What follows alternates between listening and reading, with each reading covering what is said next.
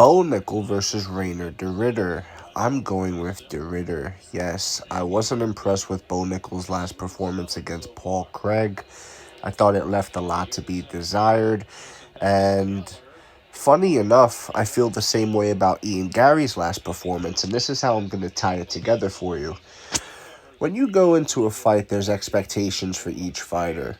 Bo Nickal, being someone who people are touting as the best wrestler to ever step foot in the UFC, a guy who could be a world champion in wrestling today if he wanted to, but he chose the path of MMA.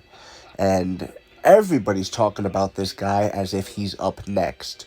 So if that's the case, you have to go out there and finish a guy like Paul Craig. You have to. I'm sorry. I don't make the rules. I joined into this thing back in 2009. It's just how it's always been. And now all of a sudden I feel like people don't care about it as much. I feel like nobody cares about the expectations, especially expectations that the fighters put out for themselves.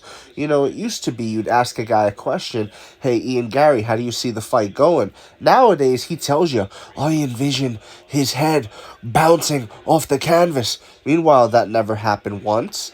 I see him being huffing and puffing at the end of the second round and then getting finished in the third. That certainly did not happen. In fact, it was Carlos Praches who was bouncing his head off the canvas with the ground and pound that led to the whole situation, the only near finish of the fight. Carlos Praches, in my mind, won the night. He impressed me more, and Ian getting his hand raised was very lackluster. The same way Bo Nickal getting his hand raised against Paul Craig, a guy who he should have went in there, took him down, passed his guard, and tried to either submit him or pound him out, bro. Either or. You know what I'm saying? Because that's what a guy like Hamza Shemaev would do, for example. Hamza Shemaev, say what you want about him, and I certainly have, right? I got the videos to prove it. But Hamza Shemaev goes out there with violent intent and he looks to finish you from the opening bell. From the bell.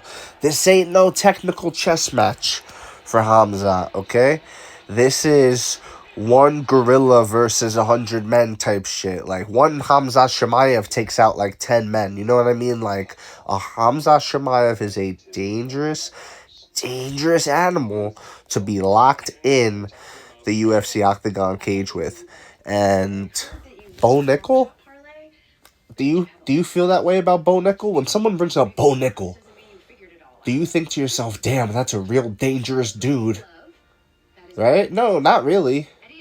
Like, okay, maybe, whatever, like, but you went the distance with Paul Craig, buddy. You know what I'm saying? Like, you're not that guy. You're not someone who you have to worry about getting your head kicked off your shoulders or getting a big right hand and getting stiffed up and knocked out. Like, you don't see that from Bo Nickal. You see the opposite, to be honest. And you see a guy that's not even willing to test his grappling against someone like a Paul Craig. You get what I'm saying? Paul Craig, BJJ black belt, okay, great. But how good is your wrestling, Bo? How good is it? I wanted to see if you could cut right through Paul Craig's guard. We didn't really get to see that much. There's just a lot to be desired, and I want people to go back into having expectations for these fighters. Don't just attach yourself to a fighter and start making takes about them and then supporting any outcome that happens. Like, if Bo Nickal goes out there and proves he's the best, and he goes out there and he smashes Rainer DeRitter, fair enough, he'll have earned my praise.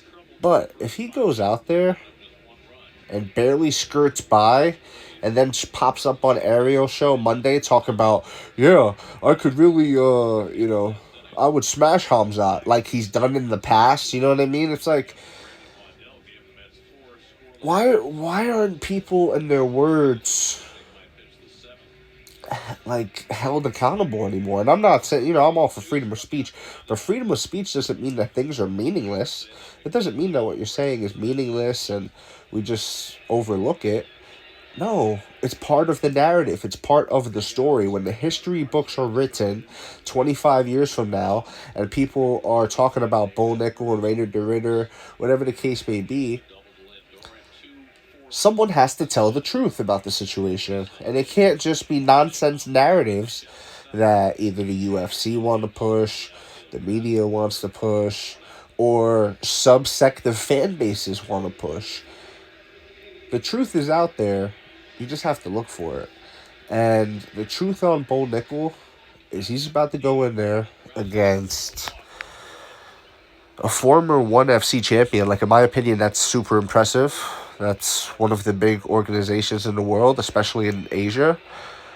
It's the premier Asian organization. And he was the champion there. Bo Nickal ain't never fought a former champion. Paul Craig ain't a former champion. Paul Craig couldn't be ONE FC middleweight champion. I don't think so, you know. I'd like to see him try, but I don't think he could be. Rainer de Ritter was. And he's going in there more seasoned. He has way more fights. He's experienced, you know. Bo Nickal, on the other hand, he's kind of learning on the job. He is, and that's the thing. Like, he's not a finished product, but that's okay if you don't talk like you are, if you don't put yourself over, and if everybody doesn't put you over. Like, hype has to matter, and we have to be able to call people out if they're not living up to the hype. And Ian Gary, in his last fight against Carlos Prates, did not live up to the hype. He made several videos about it, and people are disagreeing. I'm like, what? And they're going to disagree about this too, but Bo Nickal has not lived up to the hype. You know who has? Hamza Shabayev. I'll say that 100%. After what he did to Robert Whittaker, that opened my eyes, and it made me salute. And that's the dude. That's the guy right there. Hamza Shabayev is. So that's how I feel about that. I think he does that to Sean Strickland if they fought. I think that's a huge fight, by the way. I think he does. I think he could do that to Drickus, but I see that going back and forth in my head too when I envision it. You know, I can see Drickus winning that fight too. But Hamza is just different, bro. He is worth the hype. Why? Because he goes out there and performs. Bo Nickal has not performed. Ian Gary hasn't performed on the highest level. Early in his career, let me blow my nose, I'll be right back. Early in his career, guys like Daniel Rodriguez, he delivered, sure. But even against Neil Magny, he couldn't finish Neil Magny. He couldn't finish Jeff Neal. All guys that he said he would finish. You know what I'm saying? Like, every time this guy goes out there and tries to do his Mystic Mac impression and give the prediction and set the expectation for the fight, it's always underwhelming. He said in the lead up to this fight, I am going to bounce his head off the canvas. He won't go past the third round because he will be huffing and puffing after the first and second, and I am levels above. That's what Ian Gary said about Carlos Prates. None of that happened. The only one who was hurt that fight was Ian Gary. And I'm going to keep ringing this bell because people need to understand this. And Bo Nickal, in my opinion, going into this fight with Rainer de Ritter, should not be the favorite. He should be the underdog. He should be someone who, bro, I'm picking Rainer de Ritter to beat Bo Nickal. Now, if Bo Nickal comes out and beats him, okay, fine. I would go as far as to say it also depends on how he beats him too, but I think I would just give credit for beating a former ONE FC champion, regardless of how he gets his hand raised. Now, with that said, I want to know what you think. Leave it in the comment section below, whether you agree or disagree. It doesn't matter. Just join the discussion, follow for more, and of course, leave a like if you enjoyed the time spent. Thank you. You are all appreciated.